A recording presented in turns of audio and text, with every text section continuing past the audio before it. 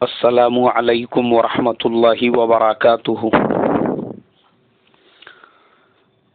محترم بھائیوں، بزرگوں، دوستوں، یہ ہمارا اصلاح معاشرہ کا 383واں سبق ہے۔ محترم بزرگوں، پچھلے اتوار کو ہمارے یہاں پر آل مہاراشٹرا مدارس کے ذمہ داروں کا ایک جلسہ منعقد کیا گیا، ایک روزہ اہم کانفرنس کے عنوان پر، جس میں آل مہاراشٹرا رابطہ مدارس دینیہ کے ذمہ داران بھی تھے، مجھے بھی دعوت تھی، اس لیے میں بھی وہاں پہ پہنچا تھا۔ حضرت مولانا سعید الرحمن صاحب اعظمی دامت برکاتہم ومد ظلہ العالی، محتمم دارالعلوم ندوۃ العلماء لکھنؤ، حضرت کی صدارت میں اس ایک روزہ اہم کانفرنس کا انعقاد کیا گیا تھا۔ بہت سارے لوگوں نے اپنے اپنے خیالات کا اظہار کیے۔ ایک صاحب نے اپنی بات میں ایک جملہ کہا، بولے آج کے زمانے میں جس تیزی کے ساتھ میں مدرسے دن بدن بڑھتے جا رہے ہیں، وہ ایک تشویشناک صورتحال ہے۔ مدرسے زیادہ ہونا یہ ضروری نہیں ہے، بلکہ مدرسے تھوڑے ہو اور ان میں کوالٹی آف ایجوکیشن ہونا چاہیے۔ مجھے ان کی یہ بات مناسب نہیں لگی اور میرے دل میں یہ داعیہ پیدا ہوا کہ اگر میرا نام پکارا جاتا ہے یا مجھے وہاں پر بات کرنے کا موقع ملتا ہے تو انشاءاللہ میں اس جملے کی وضاحت ضرور کروں گا کہ آج ہمارے پورے ہندوستان میں مسلمانوں کی آبادی کتنی ہے، اس کے کمپیریزن میں کانوینٹ اسکول کتنے ہیں، اپنے اپنے علاقے کی زبانوں کے اسکول کتنے ہیں، گورنمنٹ اسکول کتنے ہیں، اور اس کے مقابلے میں مدرسے کتنے ہیں۔ مدرسوں کا کوئی پرسنٹیج ہی نہیں ہے مسلمانوں کی آبادی کے مقابلے میں۔ گورنمنٹ کے فیگرز کے مطابق ہندوستان میں 20 کروڑ کے قریب مسلمان ہیں، لیکن ان آفیشیل اگر ہم دیکھیں گے تو 35 سے 40 کروڑ مسلمان ہندوستان میں رہتے ہیں۔ اس کے کمپیریزن میں اگر 40,000 بھی مدرسے ہندوستان میں چل رہے ہیں، اب آپ خود فیصلہ کیجئے کہ کیا 40 کروڑ مسلمانوں کے بچوں کو پڑھانے کے لیے 40,000 جو پرسنٹیج کے حساب سے دیکھا جائے تو 1% بھی نہیں ہوتا ہے، بلکہ وہ 0.0.1 ہوتا ہے۔ اس کے کمپیریزن میں دوسرے تعلیمی ادارے ہزاروں کے مقابلے میں، لاکھوں کروڑوں کے مقابلے میں چل رہے ہیں۔ ایسا نہیں ہے، اور میں اللہ کا کروڑہ درجے شکر ادا کروں گا کہ میرے دل میں وہ بات پیدا ہوئی، لیکن حضرت مولانا سعید الرحمن صاحب اعظمی دامت برکاتہم ومد ظلہ العالی نے اپنے صدارتی خطبے کے اندر میرے دل کے داعیے کو اپنے الفاظ میں پیش کر دیا۔ انہوں نے کہا کہ بھائی دیکھو، جو لوگ یہ کہتے ہیں کہ آج مدرسے بہت ہو گئے، یہ وہ غلط فہمی کا شکار ہے۔ ایسا نہیں ہے، مسلمانوں کی آبادی کے حساب سے اور مدرسے ہونا چاہیے۔ ہمارے ہر محلے میں، ہر گلی میں، جہاں جہاں مسلمانوں کی بستیاں ہیں، وہاں پر مسلمانوں کا ایک اپنا تعلیمی ادارہ ہو۔ اور میرے محترم بزرگوں، آج حالات ایسے چل رہے ہیں، حضرت مولانا نے دنیا میں اسلام کو ختم کرنے کے لیے جس طرح کی محنتیں، سازشیں، کوششیں اور حالات حاضرہ کی روشنی میں کچھ واقعات بھی سنائے ہیں، وہ انشاءاللہ میں ایک آدھے دن مستقل اپنے سبق میں بیان کروں گا، ابھی چونکہ میرا موضوع الگ ہے۔ تو محترم بزرگوں، اصل میں مسئلہ کیا ہے؟ ہمارے زمانے میں یہ ہماری غلط فہمی ہے۔ آج مدرسے وقت کی سب سے اہم اور ضرورت ہے۔ آج میں خود سوچتا ہوں کہ آج ہمارے درمیان میں عملی اعتبار سے وہ علماء کیوں موجود نہیں ہیں؟ حضرت علامہ انور شاہ کشمیری رحمت اللہ علیہ کے جیسے، جن کے خطبے نے لاہور کے اندر انگریز جج کو ہلا کے رکھ دیا اور قادیانیوں کے خلاف فتویٰ دینے پر مجبور کر دیا۔ آج کیوں ہمارے یہاں سے وہ علماء، وہ لوگ کیوں نہیں نکل رہے ہیں؟ حضرت تھانوی رحمت اللہ علیہ کے جیسے، حضرت مولانا عبدالرشید صاحب گنگوہی رحمت اللہ علیہ کے جیسے، حضرت شیخ الہند رحمت اللہ علیہ کے جیسے، جنہوں نے اپنے وقت میں تاریخ کے رخ کو پلٹ کے رکھ دیا۔ اس کے بعد میں جو دور آیا وہ دور ہی الگ تھا، اس دور کو کسی اور نام سے جانا جاتا ہے۔ ان کے اپنے جو ادوار تھے وہ ایک اثر رکھتا ہے اپنے وقت کے اوپر، اپنے زمانے کے اوپر، اپنے عصر کے اوپر۔ کیسے کیسے لوگ تھے یہ آفتاب اور مہتاب، جنہوں نے دنیا کو ہلا کے رکھ دیا۔ حضرت مولانا ابوالکلام آزاد رحمت اللہ علیہ، آج ہمارے بچوں کے 12 سال اور 13 سال کی عمر میں نورانی قاعدے ختم نہیں ہوتے، جس عمر میں حضرت مولانا ابوالکلام آزاد رحمت اللہ علیہ نے ماہ نامہ شروع کر دیا۔ خطابت اور بلاغت کے آپ ایسے علم بردار تھے کہ آپ کی خطابت اور بلاغت کا کیا کہنا۔ اس وقت کے بڑے بڑے جید علماء جب حضرت مولانا ابوالکلام آزاد رحمت اللہ علیہ کی تحریر کو پڑھتے تو وہ ہل جاتے۔ اور حضرت مولانا الطاف حسین حالی کا واقعہ تو مشہور ہے۔ کلکتہ میں ایک جلسے میں ملاقات ہوئی تو کہنے لگے کہ آپ کے والد صاحب کی تحریر کو میں بڑے عظمت سے پڑھتا ہوں۔ مولانا آزاد نے کہا، بولے وہ میرے والد صاحب نہیں، میں خود ہی ہوں۔ تو مولانا حالی نے ان کو اپنے گلے سے لگا لیا۔ کیسے لوگ تھے یہ! آج محترم بزرگوں، مدرسے وقت کی ضرورت ہے، لیکن میں بھی اس بات کو قبول کروں گا کہ ساتھ میں تعلیم اور تربیت یہ بہت ضروری ہے۔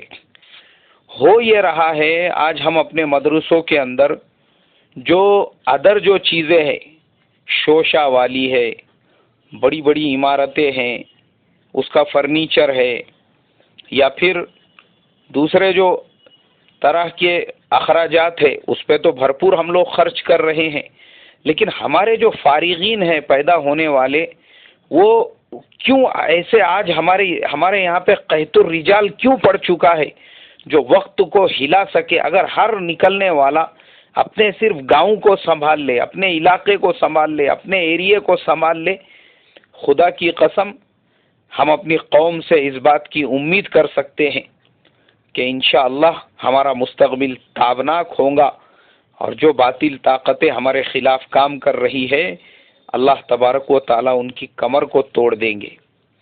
آج ہو یہ رہا ہے میرے محترم بزرگوں، ہمارے آپس کے درمیان میں ایک تو کمپٹیشن چل رہا ہے، مدرسوں کے درمیان میں بھی ہر ایک دوسرے کو نیچا دکھلانے میں اپنی انرجی لگا رہا ہے۔ نیچا دکھلانے میں یعنی جو انرجی اپنے بچوں کے صرف کو صحیح بنانے میں، نحو کے اوپر لگنا چاہیے تھی، ان کے فقہ پہ، اصول فقہ پہ، اپنے بچوں میں کوالٹی پیدا کرنے کے لیے، ان کو عربی کے ساتھ انگریزی میں ایکسپرٹ بنانے کے لیے، اپنے بچوں میں خطابت کا جوش اور جذبہ پیدا کرنے میں لگنا چاہیے تھی۔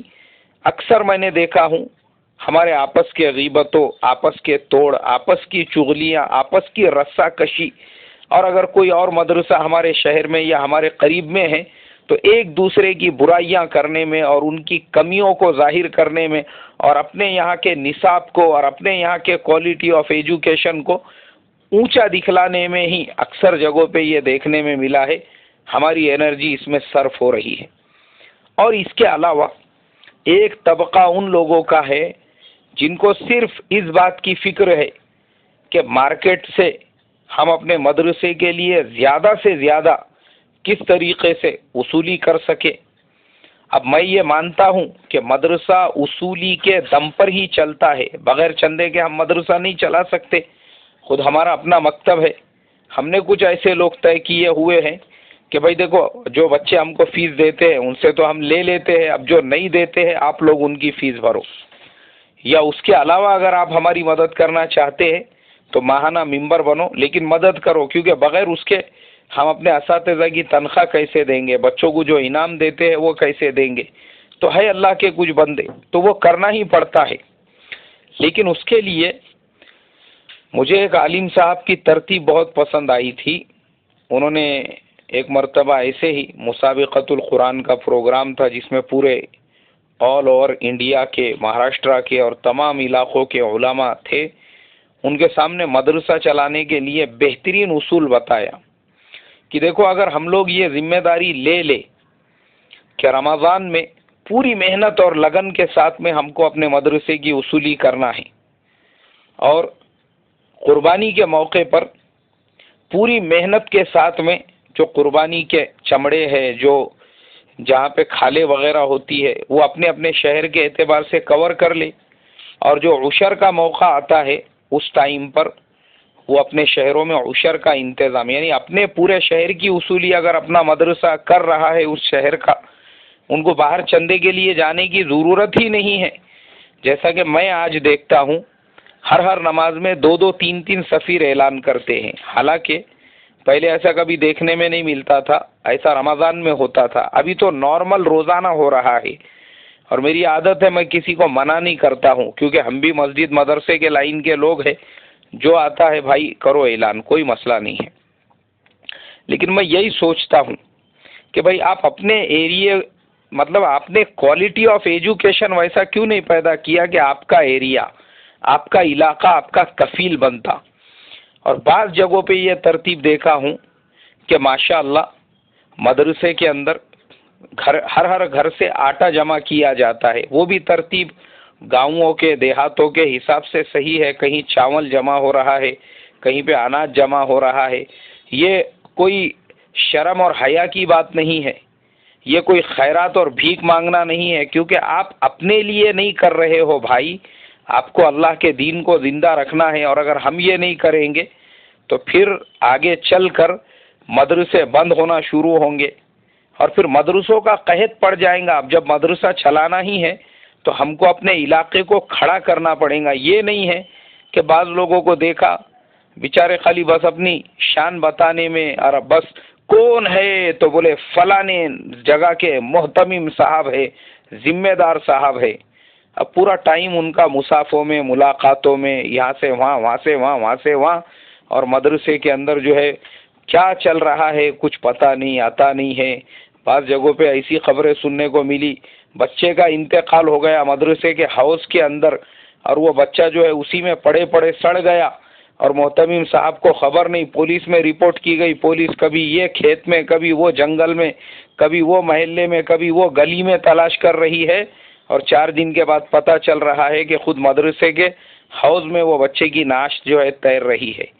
تو ایسی بے خیالی سے اور ایسی بے فکری سے بھی مدرسے نہیں چلتے. امت کے بچوں کو اپنا سمجھنا پڑتا ہے، اور مین چیز تعلیم ہے. تعلیم جب آپ کے یہاں پہ تعلیم صحیح ہوگی، کوانٹیٹی خود بخود بڑھیں گی، اور ضروریات کی کفالت کرنے والے خود آپ کے گیٹ پہ، آپ کے دروازے پہ آ کے کھڑے ہوں گے، اور یہ کہیں گے کہ بھائی اگر کچھ خدمت ہے تو ہم کو بھی موقع دو، ہم آپ کی خدمت کے لیے حاضر ہیں.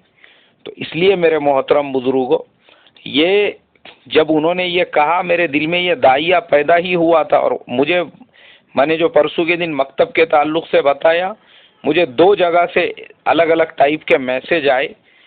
ایک تو دلی سے آیا کہ دلی میں ایک علاقہ ایسا ہے جو پورے مسلم علاقے کے اندر کوئی مدرسہ اور مکتب نہیں ہے. میں نے جب یہ سنا تو مجھے بڑی حیرت ہوئی. میں نے کہا کہ اے اللہ، دلی تو ماشاء اللہ مسلمانوں کا مرکز رہا ہے، اور وہاں اگر مدرسے اور مکتب کا ایسا قحط، تو پھر یہ ہمارے لیے کتنے افسوس کی بات ہے. انہوں نے کہا بہت بڑا ایک کئی کلومیٹر کا ایریا ہے، پورے ایریے میں کہیں پہ بھی نظم نہیں ہے. اس کے بعد اکولا میں ایک میرے بہت ہی عزیز ساتھی ہے، بیچارے ہر کام مشورے سے کرتے ہیں اور ہمارے اصلاحی معاشرہ کے بڑے قدردانوں میں ہیں. بہت سارے ہمارے بتائے ہوئے چیزوں کو انہوں نے باضابطہ کمیٹی بنا کر اپنے یہاں پہ عمل میں لایا اور مکتب بھی شروع کیا تھا. وہ کہنے لگے کہ مولانا ہمارے بعض دیندار بھائی وہ خود ہمارے مکتب کے بیچ میں اڑتھڑے رکاوٹیں ڈال رہے ہیں. اے مسجد میں مکتب مت چلاؤ رے، یہ کہاں سے تم نے نئی بدعت لائے، یہ کہاں سے تم نے نئی خرافات لائے. محترم بزرگوں، میں آپ کو صاف طور پہ کہتا ہوں، مکتب، مدرسہ اور علماء، ان کے بارے میں دل میں نفاق صرف اور صرف کوئی منافق، کوئی خارجی، کوئی فاسق، کوئی فاجر ہی رکھ سکتا ہے، مسلمان نہیں رکھ سکتا. مسلمان وہ ہوتا ہے جو میں اپنے مکتب میں دیکھتا ہوں، بہت سارے ہمارے بھائی بیچارے چہروں پہ داڑھی نہیں ہے، پینٹ شرٹ پہننے والے ہیں، لیکن ہر مہینے آ کے ملتے ہیں، بولتے ہیں مولانا یہ 10 یتیم بچوں کے پیسے میری طرف سے لے لو، مولانا یہ 2000 روپے کی جلیبی منگا کے بچوں کو کھلا دو، مولانا یہ کچھ بچے اگر آپ کے پاس میں غریب ہوں گے تو ان کو میری طرف سے کپڑے بنا دو. یہ بیچارے مکتبوں سے، مدرسوں سے محبت کرنے والے لوگ ایسے ہوتے ہیں، اور جسے سنو کہ وہ پسے پشت علماء کی غیبتیں چغلیاں کر رہا ہے، مدرسوں کی غیبتیں چغلیاں یا ان سے دشمنی دل میں رکھ رہا ہے، جسے علماء کو دیکھتے ہی ان کی الرجی ہونے لگتی ہے، میں اس کے بارے میں صاف طور پہ بولتا ہوں کہ بھائی تو بھلے ہی اپنی جگہ پر اپنے آپ کو دین کا ٹھیکیدار سمجھ، گتے دار سمجھ، کانٹریکٹر سمجھ، یہ تیری سمجھ ہے، تو سمجھ سکتا. اس لیے کہ منافقین کا سردار عبداللہ ابن ابی بھی خود کو دین کا بہت بڑا کانٹریکٹر سمجھتا تھا. اس لیے کہ عبداللہ ابن سبا جس نے پورے یہود و نصارہ کو ساتھ میں لا کر اور وبائیوں کے ذریعے سے مدینے پہ حملہ کرایا تھا، لوگ اس کو بھی اپنے زمانے کا بہت بڑا اکابر سمجھتے تھے. بھلے ہی کوئی آج اپنے زمانے میں اپنے آپ کو اکابر سمجھے اور دل میں مدرسوں کے لیے بغض، کینہ، کپٹ، حسد، جلن رکھے اور اس طریقے سے چلتے پھرتے مکتبوں کو بند کرنے کا ذریعہ بنے، بس اس کے لیے یہی دعا کر سکتا ہوں کہ اے اللہ بیچارے کو آسانی والی موت دے، ورنہ ایسے لوگوں کو جو ذلت کے ساتھ مرتے ہوئے اور 3 مہینے ایڑیاں رگڑتے ہوئے دیکھا ہے، میں وہ بیان میں نہیں بتا سکتا. اس لیے محترم بزرگوں، ہر گلی میں مکتب کی ضرورت، ہر بستی میں مدرسے کی ضرورت، ہر علاقے میں آج کے زمانے میں مدرسے کی ضرورت ہے، لیکن ساتھ میں کوالٹی آف ایجوکیشن کو بھی ہم مینشن کریں. اللہ مجھے آپ کو عمل کی توفیق عطا فرمائے. السلام علیکم ورحمۃ اللہ وبرکاتہ.